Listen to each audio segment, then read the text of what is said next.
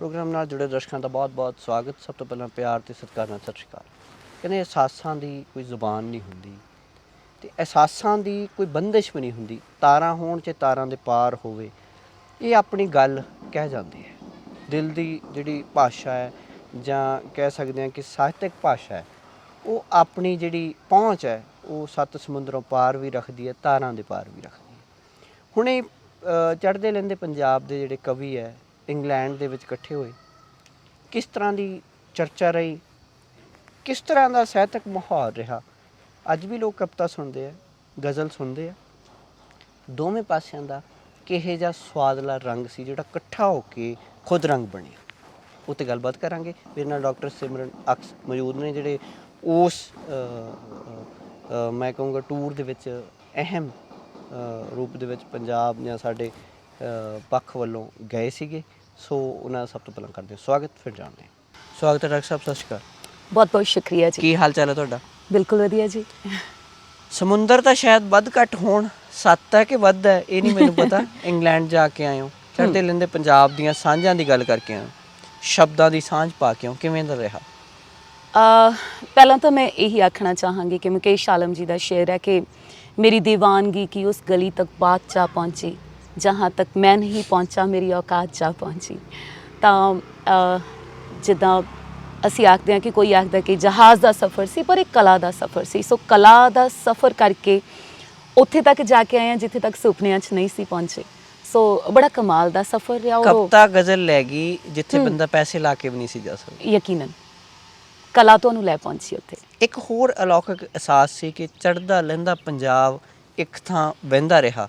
ਉਹ ਕਿਵੇਂ ਦਾ ਆਨੰਦ ਸੀ? ਜਿਵੇਂ ਗੂੰਗਾ ਦੱਸ ਨਹੀਂ ਸਕਦਾ ਹੁੰਦਾ ਕਿ ਗੁੜ ਦਾ ਸਵਾਦ ਕੀ ਹੈ, ਉੱਦਾਂ ਦਾ ਸਵਾਦ ਸੀ। ਦੋ ਜਾਣੇ ਚੜ੍ਹਦੇ ਪੰਜਾਬ ਤੋਂ, ਦੋ ਜਾਣੇ ਅਸੀਂ ਲਹਿੰਦੇ ਪੰਜਾਬ ਤੋਂ। ਹਾਲਾਂਕਿ ਜਦੋਂ ਸ਼ੁਰੂਆਤ ਹੋਈ ਸੀ ਗੱਲਬਾਤ ਤੁਰੀ ਕਿ ਇਸ ਤਰ੍ਹਾਂ ਦਾ ਇੱਕ ਪ੍ਰੋਗਰਾਮ ਕਰਵਾਇਆ ਜਾਣਾ, ਤਾਂ ਉਦੋਂ ਸਾਡਾ ਇੱਕ ਪੂਰਾ ਗਰੁੱਪ ਸੀ 8-10 ਜਾਣਿਆਂ ਦਾ। ਪਰ ਉਹ ਕੁਛ ਇੱਦਾਂ ਦੇ ਹਾਲਾਤ ਬਣੇ, ਕੁਛ ਇੱਦਾਂ ਦੀਆਂ ਵਜਾਵਾਂ ਹੋਈਆਂ ਕਿ ਕਰਦੇ ਕਰਾਉਂਦਿਆਂ 4 ਜਾਣੇ ਅਸੀਂ ਰਹਿ ਗਏ, ਜਿਹਦੇ ਵਿੱਚੋਂ ਤਾਹਿਰਾ ਸਰਾਜੀ, ਸਾਬਰ ਅਲੀ ਸਾਬਰ ਜੀ ਚੜ੍ਹਦੇ ਲਹਿੰਦੇ ਪੰਜਾਬ ਤੋਂ ਸੀ, ਅਤੇ ਮੈਂ ਔਰ ਮਲੋਟ ਤੋਂ ਸੁਨੀਲ ਸਜਲ ਜੋ ਕਿ ਗਜ਼ਲ ਗਾਇਕ ਨੇ, ਅਤੇ ਅਸੀਂ 4 ਜਾਣੇ ਰਹੇ। ਅਤੇ ਫਿਰ ਸਬੱਬ ਇਹ ਬਣਿਆ ਕਿ 2 ਉੱਧਰਲੇ ਪੰਜਾਬ ਦੇ, 2 ਇੱਧਰਲੇ ਪੰਜਾਬ ਦੇ, ਅਤੇ ਇਕੱਠੇ ਹੋਏ ਉੱਧਰਲੇ ਤੀਜੇ ਪੰਜਾਬ ਦੇ ਵਿੱਚ। ਸੋ ਬੜਾ ਇੱਕ ਕਮਾਲ ਦਾ ਮੈਨੂੰ ਲੱਗਿਆ ਕਿ ਕੁਦਰਤ ਨੇ ਜਿਵੇਂ ਖਾਸ ਤੌਰ 'ਤੇ ਉਲੀਕਿਆ ਹੋਵੇ, ਮੈਨੂੰ ਤਾਂ ਮੇਰੇ ਲਈ ਉਲੀਕਿਆ ਗਿਆ ਲੱਗਿਆ। ਬਾਕੀ ਅੱਜ ਵੀ ਲੋਕ ਡਾਲਰ ਪਾਉਂਡ ਦੀਆਂ ਗੱਲਾਂ ਤੋਂ ਬਾਹਰ ਆ ਕੇ ਕਵਿਤਾ ਗਜ਼ਲ ਦੀਆਂ ਗੱਲਾਂ ਕਰਦੇ ਆ। ਹਾਂ ਬਿਲਕੁਲ, ਮਤਲਬ ਇਹੀ ਦੇਖਣਾ ਸੀ ਕਿ ਸੱਚੀ ਮੁੱਚੀ ਕਵਿਤਾ ਸੁਣਨ ਵਾਲੇ, ਕਵਿਤਾ ਵਾਲਿਆਂ ਨੂੰ ਪਿਆਰ ਕਰਨ ਵਾਲੇ ਹੈਗੇ ਨੇ। ਔਰ ਇਹ ਬੇਸ਼ੱਕ ਮੈਂ ਬੜੇ ਦਾਅਵੇ ਨਾਲ ਆਖ ਸਕਦੀ ਹਾਂ ਕਿ ਜਦੋਂ ਬੰਦਾ ਕਿਸੇ ਚੀਜ਼ ਤੋਂ ਵਿਛੜ ਜਾਂਦਾ ਨਾ, ਦੂਰ ਹੋ ਜਾਂਦਾ, ਫਿਰ ਉਹਦੇ ਪ੍ਰਤੀ ਉਹਦੀ ਖਿੱਚ ਦੂਣੀ ਹੋ ਜਾਂਦੀ ਹੈ। ਉੱਥੇ ਯਕੀਨਨ ਉਹਨਾਂ ਦਾ ਜਿਹੜਾ ਦਿਨਚਾਰਿਆ, ਭੱਜ ਨੱਠ ਦੀ ਜ਼ਿੰਦਗੀ ਉਸ ਤਰ੍ਹਾਂ ਦੀ ਹੋਈ ਹੈ। ਮੈਨੂੰ ਤਾਂ ਇਹ ਲੱਗਦਾ ਸੀ ਕਿ ਸ਼ਾਇਦ ਉੱਧਰਲਿਆਂ ਕੋਲ ਸਮਾਂ ਹੀ ਨਹੀਂ ਹੁੰਦਾ ਬਿਲਕੁਲ ਵੀ ਆਪਣੇ ਆਪ ਬਾਰੇ ਸੋਚਣ ਦਾ ਵੀ। ਅਤੇ ਪਰ ਉੱਥੇ ਵੀ ਕਵਿਤਾ ਦੀਆਂ ਬਾਤਾਂ ਪੈਂਦੀਆਂ, ਉੱਥੇ ਵੀ ਆਸ਼ਿਕ ਸੀਗੇ, ਕਵਿਤਾ ਦੇ ਲਿਖਣ ਵਾਲਿਆਂ ਦੇ, ਕਲਮ ਦੇ ਆਸ਼ਿਕ ਸੀ। ਅਤੇ ਉਹਨਾਂ ਨੇ ਜਿਸ ਤਰ੍ਹਾਂ ਰਾਹਾਂ 'ਚ ਪਲਕਾਂ ਵਿਛਾਈਆਂ, ਅਤੇ ਹੈਰਾਨੀ ਹੁੰਦੀ ਸੀ ਕਿ ਉਹ ਸਮਾਂ ਕਿੱਥੋਂ ਲਿਆ ਰਹੇ ਨੇ। ਮੈਨੂੰ ਤਾਂ ਇਹ ਲੱਗਿਆ ਕਿ ਸਾਡੇ ਨਾਲੋਂ ਜ਼ਿਆਦਾ ਉਹ ਸਾਂਭੀ ਬੈਠੇ ਨੇ ਅਹਿਸਾਸਾਂ ਨੂੰ। ਟੋਕੇ ਕੀ ਆਏ ਹੋ? ਹਰ ਬੰਦਾ ਇੱਕ ਕਹਿੰਦੇ ਨਾ ਉਹ ਅਖਬਾਰ ਦਾ ਹੈਡਿੰਗ ਹੁੰਦਾ, ਅਖਬਾਰ 'ਚ ਬਹੁਤ ਕੁਛ ਹੁੰਦਾ, ਇੱਕ ਵੱਡੀ ਲਾਈਨ ਹੁੰਦੀ ਹੈ ਜਿਹੜੇ ਗੂੜੇ ਅੱਖਰਾਂ ਟੋਕੇ ਲਿਆਉਂਦਾ ਉਹ ਬੰਦਾ। ਟੋਕੇ ਕੀ ਆਏ ਹੋ?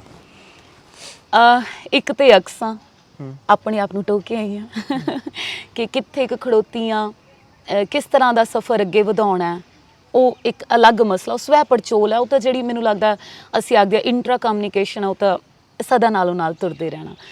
ਇਸ ਤੋਂ ਇਲਾਵਾ ਸ਼ਾਇਰੀ ਦੇ ਪੱਖ ਤੋਂ ਬੜੀਆਂ ਚੀਜ਼ਾਂ ਦੇਖਣ ਨੂੰ ਮਿਲੀਆਂ। ਨੋ ਡਾਊਟ ਤੁਸੀਂ ਕਿਸੇ ਦੇ ਨਾਲ ਪੂਰਾ 1 ਮਹੀਨਾ ਰਹਿ ਰਹੇ ਹੋ ਔਰ ਉਹ ਐਡੇ ਕਾਬਿਲ ਸ਼ਾਇਰ ਨੇ, ਤੁਸੀਂ ਉਹਨਾਂ ਦੀ ਸੰਗਤ 'ਚੋਂ, ਤੁਹਾਡੇ 'ਤੇ ਅਸਰ ਉਹਦਾ ਹੋਣਾ ਲਾਜ਼ਮ ਹੈ।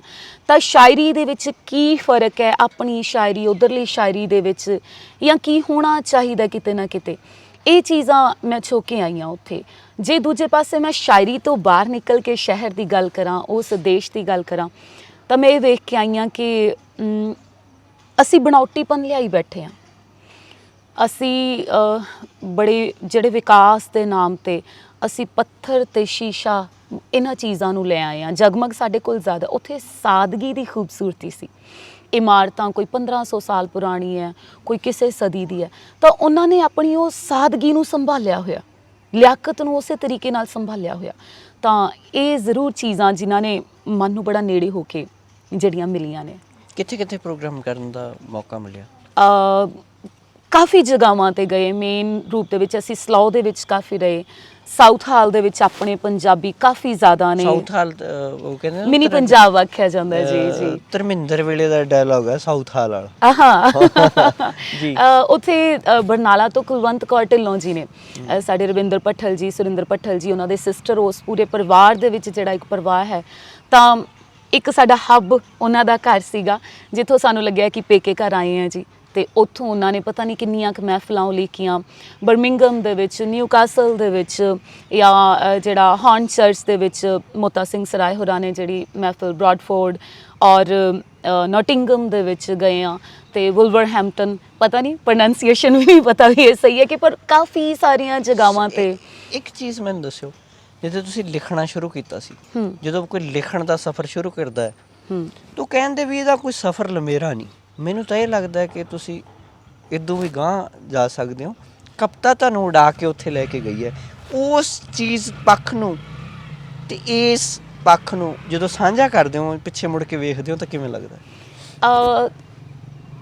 ਅਸੀਂ ਸਾਬਰਸਰ ਦੀ ਸੰਗਤ 'ਚ ਸੀ, ਤਾਂ ਜ਼ਾਹਿਰ ਹੈ ਕਿ ਤੁਹਾਡੇ ਤੋਂ ਬਹੁਤ ਵੱਡੇ, ਤਾਂ ਤੁਸੀਂ ਉਹਨਾਂ ਅੱਗੇ ਸਵਾਲ ਰੱਖਦੇ ਹੋ। ਇਹ ਸਵਾਲ ਮੇਰੇ ਮਨ 'ਚ ਜਦੋਂ ਆਇਆ, ਮੈਂ ਸਰ ਨੂੰ ਇੱਕ ਦਿਨ ਤੁਰਦਿਆਂ ਪੁੱਛਿਆ, ਮੈਂ ਕਿਹਾ ਵੀ ਤੁਸੀਂ ਇਹਨੂੰ ਨਾ ਕੋਈ ਈਗੋ ਨਾਲ ਨਾ ਜੋੜਿਓ, ਪਰ ਕਦੇ ਕਦੇ ਬੜਾ ਜੀਅ ਕਰਦਾ, ਜਿਵੇਂ ਅਸੀਂ ਪੜ੍ਹਦੇ ਹਾਂ, ਰੇਖਾ ਚਿੱਤਰ ਪੜ੍ਹਦੇ ਹਾਂ, ਫਲਾਨਾ ਕਵੀ ਇੱਦਾਂ ਦੇਸ਼ਾਂ ਦੇ ਵਿੱਚ ਘੁੰਮਿਆ, ਫਲਾਨੀ ਜਗ੍ਹਾ ਉਹ ਜਿਹੜੇ ਹੁੰਦਾ ਸੀਗਾ ਵਰਲਡ ਲੈਵਲ ਦੇ ਕਵੀ, ਕਿ ਮੇਰਾ ਜੀਅ ਕਰਦਾ ਵੀ ਐਂ ਹੋਵੇ ਕਦੀ, ਇਹ ਹੋ ਸਕਦਾ?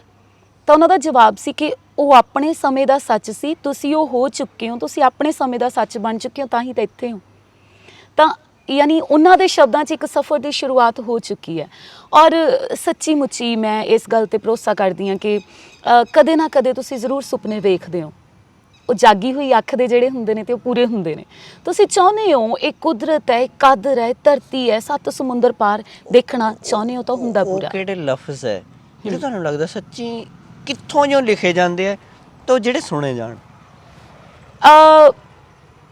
ਦਿਲ ਦੀ ਗੱਲ ਦਿਲ ਤੱਕ ਪਹੁੰਚਦੀ ਹੈ, ਇੱਦੋਂ ਇਲਾਵਾ ਪਰਿਭਾਸ਼ਾ ਕੋਈ ਨਹੀਂ ਕਵਿਤਾ ਦੀ।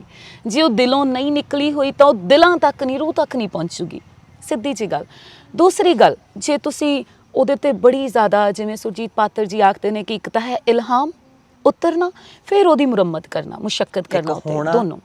ਹਾਂ, ਫਿਰ ਉਹਨੂੰ ਥੋੜ੍ਹਾ ਬਹੁਤਾ ਉਹਨੂੰ ਸੈੱਟ ਕਰਨਾ। ਪਰ ਜੇ ਤੁਸੀਂ ਪਹਿਲਾਂ ਘੜਦੇ ਹੋ, ਪੂਰਾ ਘੜ ਕੇ ਫਿਰ ਉਹ ਨਹੀਂ ਬਾਤ ਉੱਥੇ ਤੱਕ ਪਹੁੰਚਦੀ। ਹੁੰਦਾ ਕੋਈ ਇੱਦਾਂ ਦਾ ਸ਼ੇਅਰ ਵਿੱਚ ਅਸੀਂ ਕਈ ਵਾਰ ਫਿੱਟ ਵੀ ਕਰਦੇ ਹਾਂ, ਪਰ ਉੱਤੇ ਫਿਰ ਮੋਹ ਜਿਹਾ ਘੱਟ ਆਉਂਦਾ, ਮੈਨੂੰ ਲੱਗਦਾ। ਫਿਰ ਜਿਹਦੇ 'ਤੇ ਤੁਹਾਡਾ ਮੋਹ ਨਹੀਂ ਆਪਦਾ ਆਇਆ, ਤਾਂ ਦੂਸਰਾ ਉਹਨੂੰ ਫਿਰ ਮੋਹ ਨਾਲ ਨਹੀਂ ਦੇਖਦਾ। ਇਹੋ ਜਿਹੀ ਕਿਹੜੀ ਸ਼ਾਮ ਸੀ ਜਾਂ ਇਹੋ ਜਿਹੇ ਕਿਹੜੇ ਲਫ਼ਜ਼ ਸੀ ਜਿਨ੍ਹਾਂ ਨੇ ਸਾਰਾ ਕੁਛ, ਉਹ ਕਹਿੰਦੇ ਨੇ, ਮੇਲਾ ਲੁੱਟ ਲਿਆ? ਇਹ ਸ਼ਬਦ 'ਚ ਪਰੋਣਾ ਔਖਾ ਹੈ। ਪਹਿਲੀ ਸ਼ਾਮ ਤੋਂ ਲੈ ਕੇ ਜਿਸ ਦਿਨ ਉੱਥੇ ਪਹੁੰਚੇ ਹਾਂ, ਮੈਂ ਇਹ ਆਖ ਸਕਦੀ ਹਾਂ ਕਿ ਅਸੀਂ ਇੱਕ ਬੰਦੇ ਨੂੰ ਜਿਹਨੂੰ ਮਿਲਦੇ ਗਏ। ਜਿੱਦਾਂ ਸਭ ਤੋਂ ਪਹਿਲਾਂ ਤਾਂ ਜਿਨ੍ਹਾਂ ਨੇ ਸਾਨੂੰ ਬੁਲਾਇਆ ਸੀਗਾ ਸਬਰੰਗ ਇੰਟਰਨੈਸ਼ਨਲ ਤੋਂ, ਵਾਲੀਆ ਭਾਜੀ, ਜਦੋਂ ਏਅਰਪੋਰਟ 'ਤੇ ਉਤਰਨ ਸਾਰ ਉਹਨਾਂ ਨੂੰ ਪਹਿਲੀ ਗਲਵੱਕੜੀ ਪਾਈ ਅਸੀਂ, ਅਤੇ ਦਿਲ ਦੇ ਅੰਦਰ ਪਹਿਲਾ ਜਿਹੜਾ ਧੁੜਕੂ ਸੀ ਉੱਥੇ ਕੁਛ ਹੱਦ ਤੱਕ ਲੈ ਗਿਆ, ਕਿਉਂਕਿ ਕਿਤੇ ਨਾ ਕਿਤੇ ਇਹ ਸੀ ਕਿ ਪਹਿਲੀ ਦਫਾ ਚੱਲੀ ਹਾਂ, ਘਰ ਤੋਂ ਬਾਹਰ ਚੱਲੀ ਹਾਂ, ਪਤਾ ਨਹੀਂ ਕਿੱਦਾਂ ਦਾ ਰਹਿਣ ਸਹਿਣ, ਕਿੱਦਾਂ ਦੇ ਲੋਕ, ਕੀ ਹੋਣਾ। ਤਾਂ ਉਹ ਪਹਿਲੀ ਗਲਵੱਕੜੀ ਨੇ ਜਿਹੜਾ ਧੁੜਕੂ ਖ਼ਤਮ ਕੀਤਾ। ਫਿਰ ਤੇ ਤੁਸੀਂ ਯਕੀਨ ਨਹੀਂ ਮੰਨਣਾ ਕਿ ਮੇਰੀ ਇਹ ਸ਼ਬਦਾਵਲੀ ਰਹੀ ਕਿ ਕੁਦਰਤ ਸਾਜ਼ਿਸ਼ ਕਰ ਰਹੀ ਹੈ, ਇੰਨੇ ਪਿਆਰੇ ਲੋਕ ਕਿਵੇਂ ਮਿਲ ਸਕਦੇ ਨੇ। ਇੱਕ ਤੋਂ ਇੱਕ ਬੰਦਾ ਜਿਹੜਾ ਅਗਲੇਰਾ ਤੁਹਾਨੂੰ ਮਿਲਦਾ ਗਿਆ, ਉਹ ਇਸ ਤਰ੍ਹਾਂ ਸੀ ਕਿ ਬਾਕਮਾਲ, ਤੁਹਾਡੇ ਸ਼ਬਦੋਂ ਪਾਰ। ਮੈਂ ਉਹਨਾਂ 'ਚ ਰਜਿੰਦਰਜੀਤ ਜੀ ਨੇ, ਉਹਨਾਂ ਦੇ ਇੱਥੇ ਆਏ ਹੋਏ ਨੇ, ਉਹਨਾਂ ਦੇ ਹੁਣ ਜਿਹੜੇ ਲਗਾਤਾਰ ਰੂਬਰੂ ਚੱਲ ਰਹੇ ਨੇ, ਓਂਕਾਰ ਭਾਜੀ ਸੀ, ਜਾਂ ਮੋਤਾ ਸਿੰਘ ਸਰਾਏ ਜੀ ਹੁਰੇ ਮਿਲੇ, ਗੁਰਚਰਨ ਸੱਗੂ ਜੀ, ਇਕਬਾਲ ਚਾਨਾ, ਪਤਾ ਹੀ ਨਹੀਂ ਕਿੰਨੇ ਨਾਮ ਹੈ। ਮੈਂ ਮਾफ़ੀ ਚਾਹੂੰਗੀ ਕਿ ਬੜੇ ਨਾਮ ਇਹਨਾਂ 'ਚੋਂ ਛੁੱਟ ਜਾਣੇ ਨੇ, ਪਰ ਇਹ ਇੱਦਾਂ ਦੇ ਲੋਕ ਸੀ, ਮੈਨੂੰ ਲੱਗਦਾ ਕਿ ਮੈਨੂੰ ਕੁਦਰਤ ਨੇ ਉੱਥੇ ਲਿਜਾਂਦਾ ਇਹਨਾਂ ਨੂੰ ਮਿਲਾਉਣ ਦੇ ਲਈ। ਅਤੇ ਤਾਂ ਉਮਰ ਦੇ ਮੈਂ ਰਿਸ਼ਤੇ ਲੈ ਕੇ, ਜਾਂ ਅਸੀਂ ਜਿਨ੍ਹਾਂ ਦੇ ਕੋਲੇ ਸਭ ਤੋਂ ਵੱਧ ਦਿਨ ਰਹੇ ਹਾਂ, ਮੈਂ ਉਹਨਾਂ ਦਾ ਜ਼ਰੂਰ ਜ਼ਿਕਰ ਕਰੂੰਗੀ। ਤੋਤਾ ਭਾਜੀ, ਰਿਜ਼ਵਾਨ ਕਿਆਨੀ ਜੀ, ਬੰਦੇ ਦਾ ਸਾਹਿਤ ਨਾਲ ਕੋਈ ਵਾਬਸਤਾ ਨਹੀਂ, ਸਿਰਫ ਇਨਕਲਾਬੀ ਬੰਦਾ ਹੈ, ਪੂਰਾ ਤਗੜਾ, ਪਾਕਿਸਤਾਨ ਤੋਂ ਨੇ। ਕੰਮ ਉਹਨਾਂ ਦਾ ਸਿਰਫ ਇਹ ਹੈ ਕਿ ਫਲੈਟ 'ਚ ਇਕੱਲੇ ਨੇ, ਉਹਨਾਂ ਨੇ ਫਲੈਟ ਇਕੱਲਾ ਨਹੀਂ ਛੱਡਣਾ ਨਾ ਜੀ। ਕਦੇ ਬਾਬਾ ਨਜ਼ਮੀ ਜੀ ਉਹਨਾਂ ਕੋਲੇ ਮਹੀਨਾ ਲਾ ਕੇ ਆ ਰਹੇ ਨੇ, ਔਰ ਉਹ ਕਿਸੇ ਸੋਸ਼ਲ ਮੀਡੀਆ ਤੇ ਕਿਸੇ ਨੂੰ ਕੁਝ ਨਹੀਂ ਪਤਾ ਕਿ ਉਹ ਕੋਈ ਬੰਦਾ ਹੈ ਵੀ। ਔਰ ਉਹ ਪਰਸਨ ਐਡਾ ਪਿਆਰਾ ਹੈ ਕਿ ਅਸੀਂ ਅਗਰ ਕਵੀ ਦਰਬਾਰ ਤੇ ਜਾਣਾ ਤਾਂ ਪਾਣੀ ਦੀਆਂ ਬੋਤਲਾਂ ਸਮੇਤ ਸਾਡੇ ਬੱਚਿਆਂ ਦੇ ਦੋਨਾਂ ਦੇ ਖਾਣ ਪੀਣ ਨੂੰ ਕਿ ਆ ਨਹੀਂ ਤੁਸੀਂ ਨਾਲ ਲੈ ਕੇ ਜਾਣਾ, ਕੋਈ ਮਕਸਦ ਨਹੀਂ ਉਹਨਾਂ ਦਾ। ਅਸੀਂ ਉਹਨਾਂ ਕੋਲੇ ਤਕਰੀਬਨ 10 ਦਿਨ ਰਹੇ ਹਾਂ, ਔਰ ਉਹਨਾਂ ਨੇ ਰਾਤੀ 3 ਵਜੇ ਵੀ ਮੁੜਦਿਆਂ ਤੋਂ ਬੈਠੇ ਹੁੰਦੇ ਸੀ ਕਿ ਨਹੀਂ ਮੈਨੂੰ ਪਤਾ ਤੁਸੀਂ ਪਹਿਲਾਂ ਦਾ ਖਾਣਾ ਖਾਧਾ, ਚਲੋ ਮੈਂ ਤੁਹਾਨੂੰ ਖਵਾ ਪਿਆ ਕੇ ਸਾਨੂੰ ਛੱਡ ਕੇ ਫਲੈਟ 'ਚ ਆਪ ਚਲੇ ਜਾਣਾ। ਆਪ ਕਿਤੇ ਹੋਰ ਸੌਂਦੇ ਸੀ। ਤੇ ਅਸੀਂ ਇੱਕ ਦਿਨ ਬਾਹਰ ਰੁਕੇ, ਅਸੀਂ ਫੋਨ ਕੀਤਾ, ਭਾਜੀ ਅੱਜ ਤਾਂ ਫਲੈਟ ਵਿਹਲਾ ਹੋਣਾ, ਸੁੱਖ ਦਾ ਸਾਹ ਆਇਆ ਹੋ। ਉਹਨਾਂ ਨੇ ਦੱਸਿਆ ਨਹੀਂ, ਕੋਈ ਪਾਕਿਸਤਾਨ ਤੋਂ ਬੱਚਾ ਆਇਆ ਸੀ ਸਟੂਡੈਂਟ, ਜਿਨ੍ਹਾਂ ਕੋਲੇ ਆਇਆ ਸੀ ਉਹਨਾਂ ਨੇ ਫੋਨ ਹੀ ਨਹੀਂ ਚੱਕਿਆ। ਬੱਚਾ ਏਅਰਪੋਰਟ ਤੇ ਰੋ ਰਿਹਾ, ਮੈਨੂੰ ਖਬਰ ਮਿਲੀ, ਮੈਂ ਉਹਨੂੰ ਘਰੇ ਲੈ ਆਇਆ। ਉਹਨਾਂ ਨੂੰ ਖਵਾ ਪਿਆ ਰਹੇ ਸੀ ਉਸ ਵਕਤ। ਤੇ ਮੈਂ ਸਮਝਦੀ ਹਾਂ ਕਿ ਉਹਨਾਂ ਨੂੰ ਮਿਲਣਾ ਸਾਡਾ ਹਾਸਲ। ਇਹੋ ਜਿਹੇ ਬੰਦੇ ਜਿਨ੍ਹਾਂ ਦਾ ਕਿਤੇ ਨਾਮ ਹੀ ਨਹੀਂ ਆਉਣਾ, ਪਰ ਉਹਨਾਂ ਨੂੰ ਜਦੋਂ ਚੜ੍ਹਦਾ ਲੈਂਦਾ ਪੰਜਾਬ ਇਕੱਠਾ ਹੋ ਕੇ ਬਹਿੰਦਾ ਸੀ, ਅਜੀਬ ਅਹਿਸਾਸ ਹੈ। ਤੇ ਐਸਾ ਕਿਹੜਾ ਤੁਹਾਨੂੰ ਲੱਗਦਾ ਸੀ ਕਿ ਐਸੀ ਕਿਹੜੀ ਗੱਲ ਤੁਹਾਡੇ ਬਾਰ-ਬਾਰ ਉਛਾਲਾ ਕਰਦੀ ਸੀ ਜਾਂ ਤੁਹਾਡੇ ਅੰਦਰ ਰਹਿ ਗਈ ਹੈ ਉਹ ਗੱਲ? ਜਦੋਂ ਵੀ ਗੱਲ ਕਰਦੇ ਆਪਸ 'ਚ ਤਾਂ ਸਾਨੂੰ ਇਹ ਹੈਰਾਨੀ ਹੁੰਦੀ ਸੀ ਕਿ ਸਾਬਰ ਜੀ ਨੂੰ, ਤਾਹਿਰਾ ਜੀ ਨੂੰ ਇੱਧਰ ਪੜ੍ਹਨ ਵਾਲੇ ਜ਼ਿਆਦਾ ਨੇ। ਮੈਨੂੰ ਤਾਂ ਲੱਗਦਾ ਕਿ ਉੱਧਰ ਨਾਲੋਂ ਵੀ ਜ਼ਿਆਦਾ ਨੇ। ਅੱਛਾ। 6 ਕਿਤਾਬਾਂ ਸਾਬਰ ਸਰ ਦੀਆਂ ਇੱਧਰ ਆਪਣੀ ਭਾਸ਼ਾ ਦੇ ਵਿੱਚ ਪਬਲਿਸ਼ ਹੋ ਚੁੱਕੀਆਂ ਨੇ। ਬੜੀ ਪਿਆਰੀ ਗੱਲ ਸੀ ਕਿ ਉਹਨਾਂ ਨੇ ਆਪਣੀ ਕਿਤਾਬ ਜਿਹੜੀ ਉੱਥੇ ਲੈ ਕੇ ਗਏ ਸੀ ਤਾਂ ਉਹ ਦੋਨੋਂ ਭਾਸ਼ਾਵਾਂ ਸ਼ਾਹਮੁਖੀ ਤੇ ਗੁਰਮੁਖੀ 'ਚ ਇਕੱਠੀ ਇੱਕ ਜਿਲਦ 'ਚ ਛਪੀ ਹੋਈ ਸੀ। ਤਾਂ ਉੱਥੇ ਜਾ ਕੇ ਇਹ ਹੈਰਾਨੀ ਹੁੰਦੀ ਸੀ ਕਿ ਇਹਨਾਂ ਨੂੰ ਅਸੀਂ ਇੰਨਾ ਜ਼ਿਆਦਾ ਜਾਣਦੇ ਹਾਂ, ਅਸੀਂ ਉਹਨਾਂ ਦੀਆਂ ਨਜ਼ਮਾਂ ਬੋਲ ਰਹੇ ਹਾਂ, ਅਸੀਂ ਤਾਹਿਰਾ ਮੈਮ ਦੀਆਂ ਬੋਲੀਆਂ ਗਜ਼ਲਾਂ ਬੋਲ ਰਹੇ ਹਾਂ, ਪਰ ਹਜੇ ਤੱਕ ਸਾਡੀ ਭਾਰਤ ਸਰਕਾਰ ਨੇ ਉਹਨਾਂ ਨੂੰ ਅਲਾਓ ਹੀ ਨਹੀਂ ਕੀਤਾ ਆਉਣਾ। ਅੱਛਾ। ਹਜੇ ਤੱਕ ਉਹ ਆਈ ਨਹੀਂ ਕਦੀ। ਮਤਲਬ ਅਸੀਂ ਸੋਚ ਕੇ ਹੈਰਾਨ ਹੈ ਕਿ ਸਾਨੂੰ ਲੱਗਦਾ ਹੀ ਨਹੀਂ ਉੱਧਰਲੇ ਸ਼ਾਇਰ ਤੇ ਉਹ ਹਜੇ ਤੱਕ ਇੱਧਰ ਨਹੀਂ ਆਏ। ਮੈਂ ਵੀ 2 ਵਾਰ ਪਾਕਿਸਤਾਨ ਜਾ ਆਈ ਹਾਂ, ਹੈ ਨਾ। ਚਲੋ ਉਦੋਂ ਮਕਸਦ ਸਿੱਖ ਜਥੇ ਨਾਲ ਸੀ, ਪਰ ਮੈਨੂੰ ਲੱਗਦਾ ਅਸੀਂ ਹਰ ਵਾਰ ਕਾਨਫਰੰਸਿਸ 'ਤੇ ਜਾਂਦੇ ਹਾਂ, 2-2 ਵਾਰ ਕਾਨਫਰੰਸਿਸ ਕਰਦੇ ਹਾਂ ਆਪਾਂ ਲਾਹੌਰ ਦੇ ਵਿੱਚ, ਤੇ ਉਹ ਅਜੇ ਤੱਕ ਨਹੀਂ ਆ ਸਕੇ। ਇਹ ਗੱਲ ਖੜਕਦੀ ਰਹੀ ਮੈਨੂੰ, ਸਿਰਫ ਸਰਕਾਰਾਂ 'ਤੇ ਨਹੀਂ, ਮੈਨੂੰ ਇਹ ਵੀ ਲੱਗਿਆ ਕਿ ਸਾਡੇ ਸਾਹਿਤਕਾਰਾਂ ਨੇ ਉਸ ਤਰ੍ਹਾਂ ਅਪਰੋਚ ਨਹੀਂ ਕਰ ਪਾਏ ਜਾਂ ਕੀ ਨਹੀਂ ਹੋ ਸਕਿਆ ਕਿ ਉਹ ਕਿਉਂ ਨਹੀਂ ਆ ਸਕੇ। ਆਪਣੇ ਇੱਧਰੋਂ ਫੋਨ ਆਉਂਦੇ ਸੀ, ਅਸੀਂ ਵੀਡੀਓ ਕਾਲ 'ਤੇ ਗੱਲ ਕਰਵਾਉਂਦੇ ਸੀ, ਅਗਲੇ ਆਖਦੇ ਸੀ ਕਿ ਤੁਸੀਂ ਉਹਨਾਂ ਨੂੰ ਮਿਲ ਕੇ ਆ ਰਹੇ ਹੋ, ਵਾਪਸ ਆਇਆ ਤੇ ਅਸੀਂ ਤੁਹਾਨੂੰ ਗਲਵੱਕੜੀ ਪਾਉਣੀ ਆ ਕਿਉਂਕਿ ਤੁਸੀਂ ਉਹਨਾਂ ਨੂੰ ਮਿਲ ਕੇ ਆਏ ਹੋ। ਯਾਨੀ ਅਸੀਂ ਇੰਨਾ ਚਾਹੁੰਦੇ ਹਾਂ। ਇੱਕ ਹੋਰ ਬੜੀ ਪਿਆਰੀ ਇਸੇ ਚੀਜ਼ ਨਾਲ ਸੰਬੰਧਿਤ ਯਾਦਗਾਰ ਕਿ 14-15 ਅਗਸਤ ਦੀ ਰਾਤ, 14 ਉੱਧਰ ਆਜ਼ਾਦੀ ਦੀ ਆਖੀ ਜਾਂਦੀ ਹੈ, 15 ਆਪਣੀ ਆਜ਼ਾਦੀ ਦੀ ਆਖੀ ਜਾਂਦੀ ਹੈ, ਅਤੇ ਅਸੀਂ 14 ਦੀ ਰਾਤ ਨੂੰ 12 ਵਜੇ ਇਕੱਠੇ ਸਾਂ ਗੁਰਚਰਨ ਸੱਗੂ ਜੀ ਦੇ ਘਰ, ਅਤੇ ਉੱਥੇ ਮਹਿਫਿਲ ਚੱਲ ਰਹੀ ਸੀ। ਅਤੇ ਠੀਕ 12 ਵਜੇ ਸਾਰਿਆਂ ਨੇ ਖੜੇ ਹੋ ਕੇ ਇੱਕ ਦੂਜੇ ਨੂੰ ਗਲਵੱਕੜੀਆਂ ਪਾਈਆਂ। ਉਹਦੇ 'ਚ ਆਪਣੇ ਚੜ੍ਹਦੇ ਪੰਜਾਬ ਦੇ ਪੁਰਾਣੇ ਜਿਹੜੇ ਉੱਥੇ ਰਹਿ ਰਹੇ ਜਾਂ ਲਹਿੰਦੇ ਪੰਜਾਬ ਦੇ ਜਿਹੜੇ ਉੱਥੇ ਰਹਿ ਰਹੇ, ਅਸੀਂ 30-35 ਜਾਣੇ ਸੀ। ਅਤੇ ਸਾਰਿਆਂ ਨੇ ਇਹ ਮਿੱਥਿਆ ਕਿ ਇਹ ਜਿਹੜਾ ਵੰਡ ਹੈ ਇਹਦਾ ਆਪਾਂ ਜਸ਼ਨ ਨਹੀਂ, ਪਰ ਇੱਕ ਵਿਛੜ ਗਿਆ ਨੂੰ ਇਕੱਠੇ ਕਰਨ ਵਾਲੀ ਰਾਤ, 14 ਦੀ ਰਾਤ ਅਸੀਂ ਸੋਚਾਂਗੇ, ਕੋਸ਼ਿਸ਼ ਕਰਾਂਗੇ ਅਗਲੇ ਸਾਲ ਤੋਂ ਇਹਨੂੰ ਉਲੀਕਿਆ ਕਰੀਏ। ਤਾਂ ਉਹ ਬੜਾ ਇੱਕ ਵੱਖਰਾ ਅਹਿਸਾਸ ਸੀ। ਅਸੀਂ ਗਲਵੱਕੜੀਆਂ 'ਚ ਸੀ, ਅੱਖਾਂ 'ਚ ਸਾਡੇ ਹੰਝੂ ਸੀ ਵੀ ਆਪਾਂ ਸੱਚੀ ਮੁੱਚੀ ਅੱਡ ਹਾਂ। ਅੱਛਾ, ਮੈਨੂੰ ਇਹ ਦੱਸਿਓ ਕਿ ਉਸ ਮਿੱਟੀ 'ਤੇ ਵੀ ਗਜ਼ਲਾਂ ਕਵਿਤਾਵਾਂ ਜਿਹੜੀਆਂ ਉਹ ਕਿਸ ਤਰ੍ਹਾਂ ਨੌਕਰੀਆਂ ਜਾਂਦੀਆਂ? ਇੰਗਲੈਂਡ ਦੀ ਗੱਲ ਕਰਦੇ ਹੋ ਜਾਂ ਪਾਕਿਸਤਾਨ? ਉੱਥੇ ਮੈਨੂੰ ਲੱਗਦਾ ਹੋਰ ਜ਼ਿਆਦਾ ਰੂਹ ਦੇ ਨੇੜੇ ਆ, ਪਤਾ ਨਹੀਂ। ਸੁਣਿਆ ਜਾਂਦਾ ਵੀ ਉਧਰ ਗਲੇ ਵੀ ਕੁਦਰਤ ਨੇ ਉਹਨਾਂ ਨੂੰ ਅਜੀਬ ਦਿੱਤੇ ਆ। ਉਹਨਾਂ ਕੋਲੇ ਜ਼ਿਆਦਾ ਗੱਫੇ ਉਹਨਾਂ ਨੂੰ ਦੇ ਦਿੱਤੇ ਨੇ, ਲਿਖਤ ਪੱਖੋਂ, ਕਲਾ ਦੇ ਪੱਖੋਂ। ਮੇਰਾ ਪੰਜਾਬੀ ਫਿਲਮਸ ਦਾ ਕੰਮ ਸੀ, ਜ਼ੁਬਾਨ ਦੀ ਮਿਠਾਸ ਹੋ ਗਈ। ਇੱਕ ਉਹਨਾਂ ਦੀ ਜ਼ੁਬਾਨ ਦੇ ਵਿੱਚ ਉਹ ਇੱਦਾਂ ਦਾ ਹੈ ਕਿ ਗੱਲ ਸਿੱਧੀ ਵੀ ਆਖਣ 'ਤੇ ਠਾਹ ਨਹੀਂ ਲੱਗਦੀ, ਮਤਲਬ ਉਹਦੇ 'ਚ ਕੁਛ ਨਾ ਕੁਛ ਇੱਦਾਂ ਦੀ ਲਿਆਕਤ ਹੈ। ਕੁਛ ਉਹ ਚਾਸਨੀ 'ਚ ਲਵੇੜ ਕੇ ਸਿੱਟਦੇ ਨਹੀਂ, ਉਹ ਸੁੱਟਦੇ ਨਹੀਂ, ਪਰ ਉਹ ਪਤਾ ਨਹੀਂ ਆਪਾਂ ਨੂੰ ਲੱਗਦੀ ਹੈ ਜੇ ਆਪਣੇ ਕੋਲੇ ਉਹ ਭਾਸ਼ਾ ਨਹੀਂ, ਆਪਾਂ ਨੂੰ ਤਾਂ ਉਹਦੀ ਖਿੱਚ ਪੈਂਦੀ ਹੈ। ਸਾਡੀ ਭਾਸ਼ਾ 'ਚ ਸੋਸ਼ਲ ਮੀਡੀਆ ਦੀ ਭਾਸ਼ਾ ਆ ਗਈ ਹੈ, ਟਕਸਾਲੀ ਬਹੁਤੀ ਹੋ ਗਈ ਹੈ, ਤੇ ਉਹ ਕਈ ਵਾਰੀ ਨਾ ਸ਼ਬਦਾਂ ਦਾ ਕਿਚਮਿਚ ਜਿਹਾ ਹੋ ਜਾਂਦਾ। ਉਹਨਾਂ ਦੀ ਭਾਸ਼ਾ 'ਚ ਕੀ ਕੁਛ ਹੈ? ਹਾਲੇ ਉਹਨਾਂ ਨੇ ਪਿਓਰਿਟੀ ਰੱਖੀ ਹੋਈ ਹੈ। ਅੱਛਾ। ਅਸੀਂ ਜਿੱਦਾਂ ਉਹਨਾਂ ਨੇ ਸ਼ਬਦ ਬੋਲਦੇ ਸੀ, ਕਿਉਂਕਿ ਉਰਦੂ ਵੀ ਹੈ, ਚਲੋ ਆਪਾਂ ਨੂੰ ਸੋਹਣੀ ਲੱਗਦੀ ਆ ਬਹੁਤ ਜ਼ਿਆਦਾ, ਜ਼ੁਬਾਨ ਤਾਂ ਵੀ ਖਿੱਚ ਪਾਉਂਦੀ ਹੈ। ਮੈਨੂੰ ਲੱਗਦਾ ਤੁਹਾਡੇ ਤੇ ਹਜੇ ਉਸ ਭਾਸ਼ਾ ਦੀ ਕੰਜ ਹੈਗੀ ਹੈ। ਅਸੀਂ ਬੜੇ ਸ਼ਬਦ ਸਿੱਖਦੇ ਰਹੇ, ਜਿੱਦਾਂ ਜ਼ੇਰੇ ਤਾਮੀਰ ਉਹ ਲਿਖਿਆ ਸੀ, ਅੰਡਰ ਕੰਸਟਰਕਸ਼ਨ, ਤੇ ਮੈਨੂੰ ਉਹ ਕਹਿ ਦਿਆ ਕਰਨੇ ਕਿ ਤੂੰ ਉਰਦੂ ਦਾ ਕੀ ਸਿੱਖਿਆ? ਮੈਂ ਕਿਹਾ ਜੀ ਇਹ ਜ਼ੇਰੇ ਤਾਮੀਰ ਹੈ ਹਲੇ। ਜਾਂ ਜ਼ੇਰੇ ਜ਼ਮੀਨ ਜਿਹੜੀ ਟ੍ਰੇਨ ਚੱਲਦੀ ਹੈ, ਅੰਡਰਗਰਾਊਂਡ ਚੱਲਦੀ ਹੈ ਨਾ। ਜਾਂ ਫਿਰ ਮੁਸ਼ਤਾਕ ਗਵੈੜ ਮੁਤਾਬਿਕ, ਉਹਨਾਂ ਦੀ ਇੱਕ ਨਜ਼ਮ ਸੀ, ਇੱਕ ਮੁਸ਼ਤਾਕ ਗਵੈੜ ਮੁਤਾਬਿਕ, ਯਾਨੀ ਇੱਕ ਤਕਰੀਬਨ ਅੰਦਾਜ਼ੇ ਦੇ ਮੁਤਾਬਿਕ। ਤੇ ਅਸੀਂ ਬੜੇ ਸਾਰੇ ਇਦਾਂ ਦੇ ਸ਼ਬਦ ਜਾਂ ਉਹ ਵੈਸੇ ਵੀ ਜਿੱਦਾਂ ਅਸੀਂ ਇੱਕ ਨਾ ਉਹਦੇ 'ਚ ਗਏ ਸੀ ਆਭਾ ਮੰਡਲ ਦੇ ਵਿੱਚ, ਸਾਡੇ ਲਈ ਬਹੁਤ ਵੱਡੇ ਨਾਮ ਹੈ ਦੂਜੇ, ਮੈਂ ਜਾਂ ਸੁਨੀਲ, ਅਸੀਂ ਸਾਡੇ ਦੋਨਾਂ ਦੀਆਂ ਅੱਖਾਂ 'ਚ ਹੈਰਤ ਸੀ ਬਹੁਤ ਜ਼ਿਆਦਾ। ਅਸੀਂ ਉਸ ਹੈਰਤ ਕਰਕੇ ਬੜਾ ਕੁਝ ਖਿੱਚ ਕੇ ਲੈ ਕੇ ਆਏ ਹਾਂ, ਉਹ ਸਪੰਜ ਨਹੀਂ ਹੁੰਦੀ ਚੂਸਦੀ, ਅਸੀਂ ਉਵੇਂ ਗਏ ਸੀ ਐਵੇਂ ਕਹੀਏ, ਭਾਵੇਂ ਅਸੀਂ ਬਰਾਬਰ ਦੀ ਧਿਰ ਇੱਕ ਚੜ੍ਹਦੇ ਪੰਜਾਬ ਤੋਂ ਗਏ ਸੀ, ਪਰ ਅਸੀਂ ਬੜਾ ਕੁਝ ਆਪਣੇ ਅੰਦਰ ਅਬਜ਼ਰਵ ਕੀਤਾ, ਸਮਾਇਆ। ਉਹਦੇ 'ਚ ਭਾਸ਼ਾ ਵੀ ਸੀ, ਉਹਦੇ 'ਚ ਇਹ ਗੱਲ ਵੀ ਬਹੁਤ ਵੱਡੀ ਸੀ ਕਿ ਜਿੰਨੇ ਸੌਖੇ ਤੇ ਸਾਫ਼ ਸ਼ਬਦਾਂ 'ਚ ਲਿਖੋਗੇ ਉਹਨਾਂ ਆਮ ਆਵਾਮ ਤੱਕ ਉਹ ਪਹੁੰਚੂਗਾ।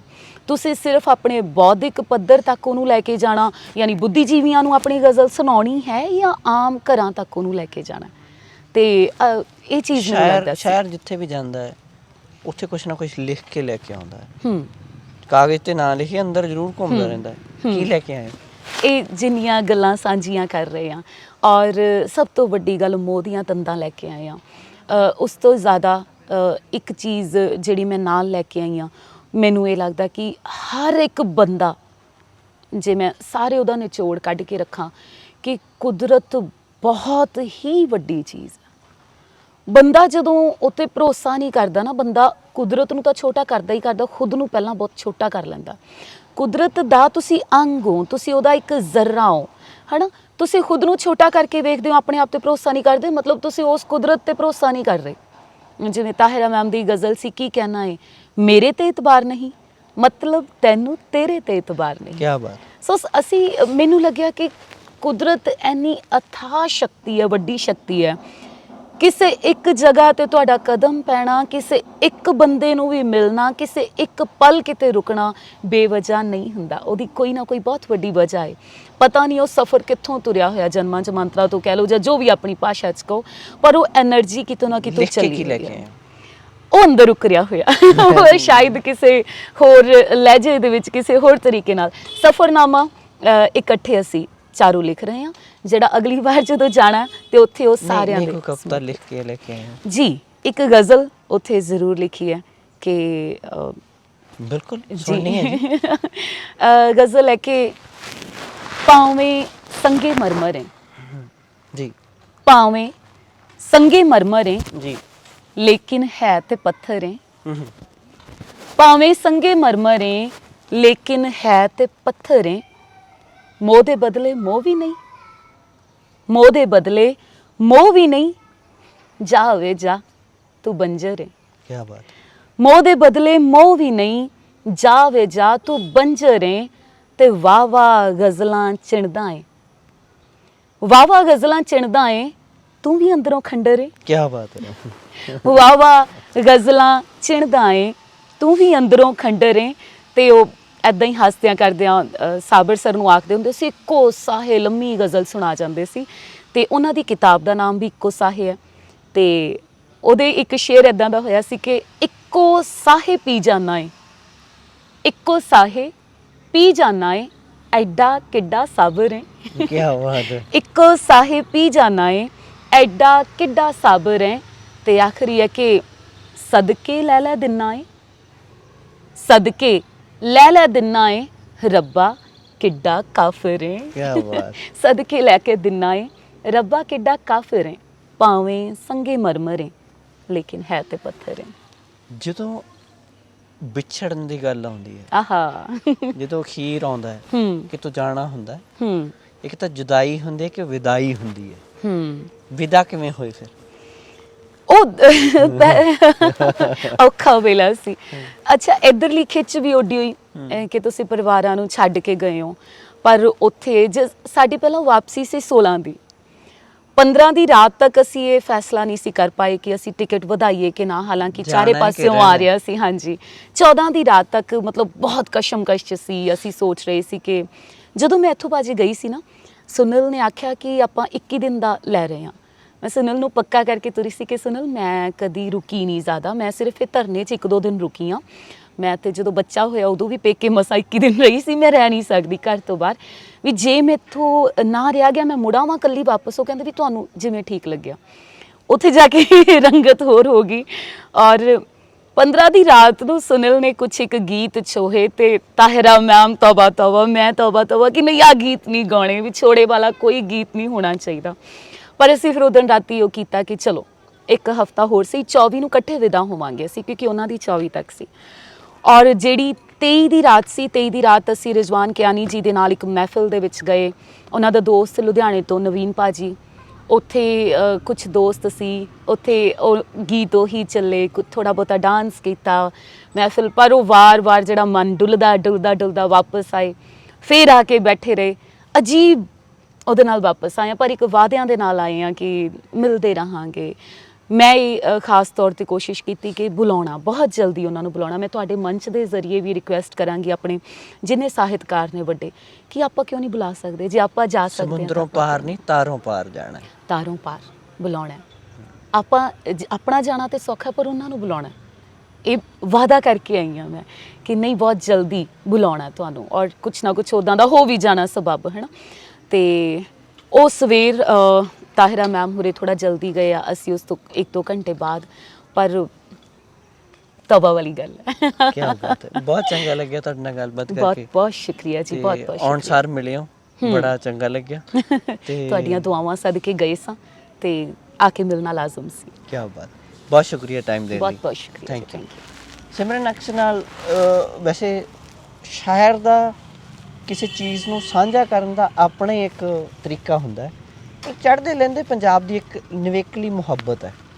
ਉਹ ਖੁਦ ਰੰਗ ਸ਼ਬਦ ਸ਼ਾਇਦ ਇਹਨਾਂ ਸਾਂਝਾਂ ਲਈ ਵਰਤਿਆ ਜਾ ਸਕਦਾ ਵੀ ਇਹਦਾ ਵੱਖਰਾ ਹੀ ਰੰਗ ਹੈ, ਨਿਵੇਕਲਾ ਹੀ ਰੰਗ ਹੈ। ਖੁਦ ਰੰਗ ਜਿਹੜੀਆਂ ਸਾਂਝਾਂ ਹੈ, ਇਹ ਜਿਹੜੀਆਂ ਤਾਰੋਂ ਪਾਰ ਵੀ ਨਹੀਂ ਰੁਕਦੀਆਂ ਹੁੰਦੀਆਂ। ਅਹਿਸਾਸਾਂ ਦੀ ਪੰਛੀਆਂ ਨੂੰ ਕੋਈ ਨਹੀਂ ਰੋਕ ਸਕਦਾ, ਜਿੱਥੇ ਮਰਜ਼ੀ ਜਾਣ ਆਉਣ।